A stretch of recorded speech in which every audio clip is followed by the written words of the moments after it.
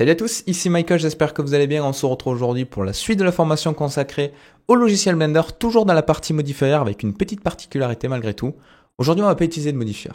Alors vous dites peut-être qu'est-ce que cette vidéo fait là? Tout simplement, on va se baser sur ce qu'on a vu la dernière fois avec l'utilisation du modifier displace, mais cette fois-ci on va faire l'équivalent via le shader editor. Je vous avais dit qu'il avait deux techniques, le modifier, le shader editor quand on crée un matériau. Il y a des avantages et des inconvénients sur chacune de ces deux techniques. Je vais essayer de vous les énoncer au fur et à mesure, comme ça vous pourrez vous diriger vers la stratégie qui correspond le mieux en fonction de ce que vous voulez faire. Alors je vais supprimer le cube de base et on va partir d'un plan comme la dernière fois. On ira par la suite avec une sphère, vous allez voir que c'est quand même mieux pour voir le résultat. Mais d'abord je vais utiliser un plan, comme ça on va pouvoir se baser sur ce qu'on avait fait la dernière fois pour voir les similitudes, les inconvénients, les avantages. Alors je vous ai dit que ça se passait dans le shader editor, donc en haut à droite. Je vais enlever cet outliner et je vais aller directement dans le shader editor. Je vais faire un nouveau matériau qui sera du coup appliqué automatiquement hop là, à ce plan. Et si je zoome un petit peu, je peux voir qu'en haut à droite, dans le material output, j'ai bien une entrée displacement. Donc ça m'intéresse. Ça m'intéresse. Je vais pas m'embêter à importer une texture qu'on peut télécharger sur internet ou autre. Mais sachez que quand vous téléchargez des packs de textures PBR où vous avez du métallique, de la roughness, de la base color, du normal, ainsi que du displacement, c'est le procédé que je vais faire ici. C'est ici qu'il va falloir la relier. Donc moi, je vais utiliser une texture procédurale générée par Blender, du noise texture, ça ira très bien. Donc je ne peux pas directement relier mon factor au displacement, ce serait trop simple. Je suis obligé de passer par un node qui va convertir cette donnée-là pour la rendre exploitable dans le displacement. Donc comment s'appelle ce nœud? C'est pas très compliqué, c'est displacement. Et c'est le premier, c'est pas le vector, c'est le premier qui s'appelle tout simplement displacement. Alors, comment ça fonctionne? Comme la dernière fois, ça va changer la hauteur de nos points en fonction de la texture. Donc là, on est en noir et blanc, donc si c'est noir, ça va tirer vers le bas, si c'est blanc, ça va tirer vers le haut. Et il y a des échelles de gris. D'accord? Donc on va relier le factor, où ça? Pas sur le normal, pas sur le scale, pas sur le mid-level, mais sur la hauteur, tout simplement. Donc je le mets ici, et je relie le displacement au displacement. Maintenant, petite particularité, qui est un avantage ou un inconvénient, vous le voyez comme vous voulez. Cette méthode-là, du shader editor, vu que c'est un matériau, c'est uniquement visible au moment du rendu. Contrairement au modifier de la dernière fois, où dans la vue 3D, on pouvait s'amuser et modifier les informations. Donc déjà, pour tout ce qui est animation ou autre, je vous conseille de passer par le modifier parce que vous pouvez le voir en temps réel et c'est plus simple. Alors malgré tout, on a une alternative pour le voir en vue rendue. Il me suffit de passer ici dans la viewport shading, display render preview. Vous allez voir que ça fait quelque chose de bizarre. On a uniquement ça. C'est pas le résultat qu'on attendait. Donc si vous regardez sur internet, la plupart du temps, les gens vont vous dire il vous suffit d'aller ici, dans les options, et de cocher le bump and displacement. Sauf que par défaut, il n'est pas présent. Et ça, souvent, les gens oublient de le préciser, mais cette technique-là, et là, ça va peut-être en refroidir certains, ne fonctionne pour le moment uniquement qu'avec le moteur de rendu Cycles. Je rappelle que dans Blender, on a deux moteurs de rendu principaux, on va dire, parce qu'il y en a un troisième qui est un petit peu particulier. Si vous allez ici dans le Render Properties, Render Engine, vous avez Eevee et Cycles. Workbench, c'est encore à part. Donc par défaut, on a un Eevee parce qu'il est très rapide, il permet de voir en temps réel de la vue 3D. Cycles, c'est beaucoup plus précis, mais il consomme beaucoup plus en termes de mémoire CPU ou GPU. C'est vous qui choisissez ce que vous voulez. Donc je vais passer en Cycles. Un moteur de rendu, c'est vrai qu'on n'en a jamais parlé, c'est quoi? C'est tout simplement des outils qui sont intégrés à Blender ou dans d'autres logiciels de 3D, et qui permettent de retranscrire, de transformer en fait votre scène 3D avec des calculs d'ombre, d'éclairage, de matériaux, pour vous rendre une image de synthèse, pour faire très très simple. Ok? Donc je vais passer en Cycles. Là, ça change considérablement les paramétrages qu'il y a dessous, c'est pas très grave. La chose que je vous conseille, si vous possédez une carte graphique, c'est de passer en Device GPU Compute. Par défaut, c'est du CPU, c'est-à-dire Processor Unit. Nous, on veut passer en graphics. Donc GPU, c'est la carte graphique, CPU, c'est le processeur. Si vous avez une carte graphique et qu'elle ne s'affiche pas ici, pas de panique, c'est parce que vous l'avez certainement pas activé. Vous pouvez aller dans Edit, Preferences, vous allez dans System, et ici dans Cycles Render Devices, vous pouvez aller par exemple dans CUDA si vous avez une carte graphique NVIDIA, génération GTX, voilà, ça fonctionne très bien, RTX également. Pour tout ce qui est AMD, ou ceux qui sont sous Apple avec les M1 et tout, je vous avoue que je ne sais pas trop comment ça fonctionne, mais allez chercher de ce côté-là, vous aurez certainement des infos qui vous intéressent. Moi, vous voyez, j'ai activé à la fois ma carte graphique, la GTX 1080, ainsi que mon processeur. Comme ça, j'ai les deux qui tournent dans Blender, et potentiellement, ça me permet de réduire le temps de calcul en les optimisant en utilisant les deux ressources pour du hybride. D'accord?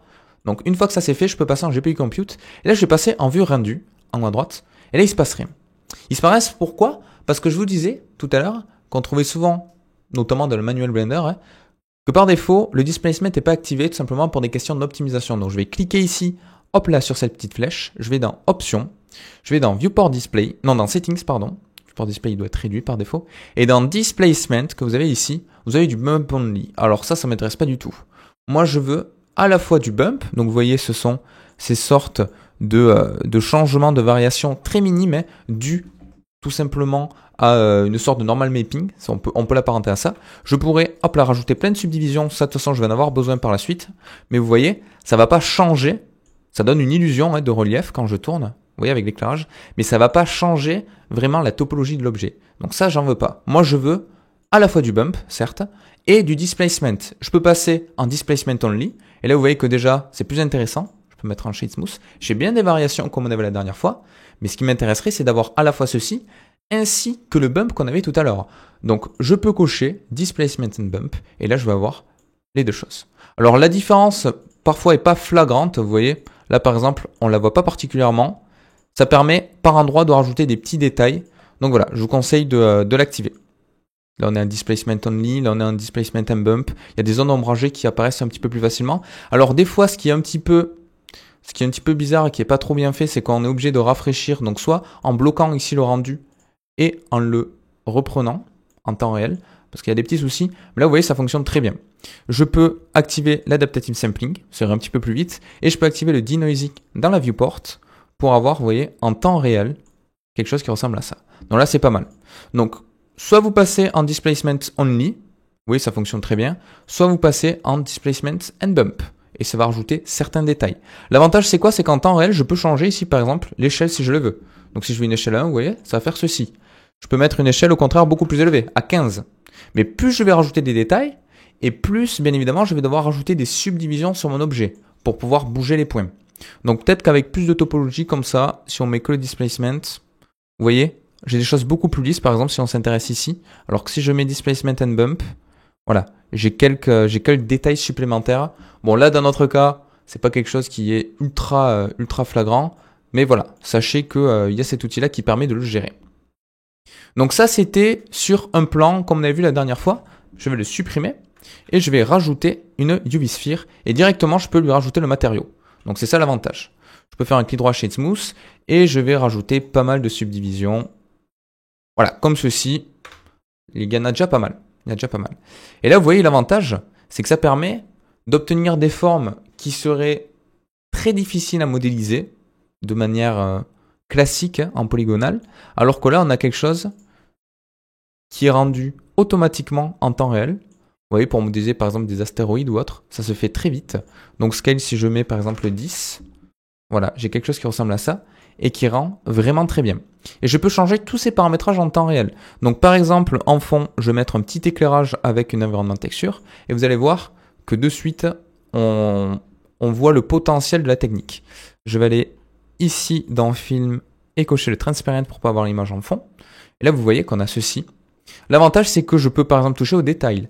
Donc là, si j'augmente les détails, vous allez voir que ça va rajouter beaucoup de détails, comme le nom l'indique, sur toutes ces petites bosses, comme si on avait de la pierre gravée. Donc là, on est à 2. Si je passe à 0, vous voyez, j'ai quelque chose de très lisse. Mais si au contraire, je passe à 15, donc non, je crois que c'est pas lié à 12.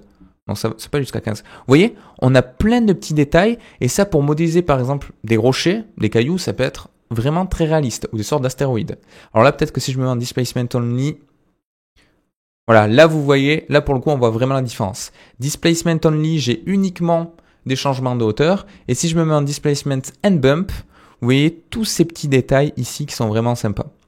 Donc une fois que vous avez ça, l'avantage c'est que vous pouvez changer la base color si vous voulez quelque chose voilà, qui est un petit peu plus foncé comme ceci. Vous voyez, vous pouvez le faire. Si vous voulez une sorte de roche, voilà, rien ne vous empêche à vous mettre quelque chose qui ressemble à ça. Et là, vous voyez, on a déjà quelque chose qui est sympa. Je pourrais même reprendre cette texture-là, voilà, ce factor. Bon, si je le relie à la base color, ça va pas me faire grand-chose. Je vais avoir des endroits un petit peu plus foncés que d'autres. Mais je pourrais, par exemple, avec un autre noise texture, mettre... Alors vous voyez, un des inconvénients, là, quand je vais rajouter des nodes, même si je les relie pas à mon objet, automatiquement, il va l'update. Donc je peux mettre en pause, juste ici, en haut à droite de la vue 3D. Là, je peux faire tranquillement mes matériaux. Je me mets un mix RGB, par exemple. Je relie, hop là, ce factor ici. La color à la color. Je me mets, par exemple, sur du marron foncé et quelque chose qui est quasiment noir. Et maintenant, je peux reprendre, hop là, le rendu, et vous voyez que ça fonctionne plutôt bien. Je peux rajouter des détails, par exemple à 10. Je peux mettre la même échelle qu'on avait tout à l'heure. Voilà. Et ça permet vraiment d'obtenir des choses qui sont vraiment sympas.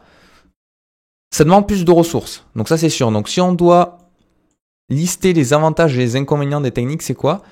Alors l'avantage de cette stratégie-là, c'est qu'elle est un petit peu plus précise. On peut avoir à la fois du displacement et du bump très facilement, uniquement avec cette node-là, displacement. Après, c'est géré par Cycles. C'est également un inconvénient parce que c'est uniquement Cycles qui permet de le gérer.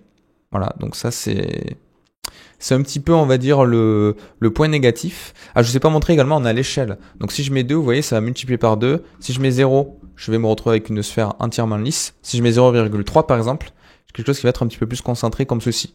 Voilà, donc ça c'est l'équivalent de ce qu'on avait la dernière fois, donc de l'échelle par rapport au centre de l'objet. Mais vous voyez, là on a un rendu qui est vraiment sympa. Hein. Donc l'inconvénient, voilà, c'est que ça tourne uniquement avec Cycles, donc ça demande un petit peu plus de ressources. Ça permet d'obtenir des choses quand même beaucoup plus réalistes que ce qu'on peut faire avec Kivy avec le modifier. L'avantage également, c'est que j'ai juste à rajouter, par exemple sur le côté, un plan. Voilà, je vais juste lui mettre quelques subdivisions, comme ceci, et automatiquement, hop là, je peux lui remettre le matériau, et il va s'appliquer. Alors que manipuler les modifieurs, c'est un petit peu plus difficile. Si on a déjà des modifieurs sur un objet, on va devoir changer la pile, etc. pour que ça se fasse correctement. Donc voilà. L'avantage quand même à la technique qu'on a vue la dernière fois, c'est si vous voulez faire des animations, le rendu est beaucoup plus rapide, vous pouvez le voir en temps réel. Donc je vous conseille quand même pour tout ce qui est manipulation, gérer des déformations et tout, passer quand même par les modifieurs. Donc voilà, c'est à peu près tout pour aujourd'hui. Cette technique-là, vous pouvez l'utiliser pour modéliser des choses assez abstraites, hein, comme des cailloux ou voilà, des astéroïdes ou autres. Là, je pourrais très bien, par exemple, en mettant le scale à 0,3 pour avoir un petit peu moins de hauteur, je pourrais faire quelque chose, je sais pas moi, par opposition qui est assez clair pour faire une sorte la Lune, par exemple, pour modéliser la Lune, quelque chose de loin, vous pourrez utiliser cette stratégie-là. Voilà, en travaillant un petit peu, en mélangeant avec d'autres textures pour faire comme des cratères, vous pouvez vraiment obtenir des trucs sympas. Donc j'espère que cette vidéo vous aura plu. Il nous reste, je crois, une seule vidéo sur les modifieurs et ensuite on va passer sur des choses techniques un petit peu plus avancées où on va mettre tout ça en application, puis tout ce qui est rendu, éclairage et tout. Donc voilà, je vous dis à très vite pour la suite de la formation. N'hésitez pas, comme d'habitude, à checker les réseaux sociaux si vous voulez dans la description et je vous dis à la prochaine. Ciao, ciao.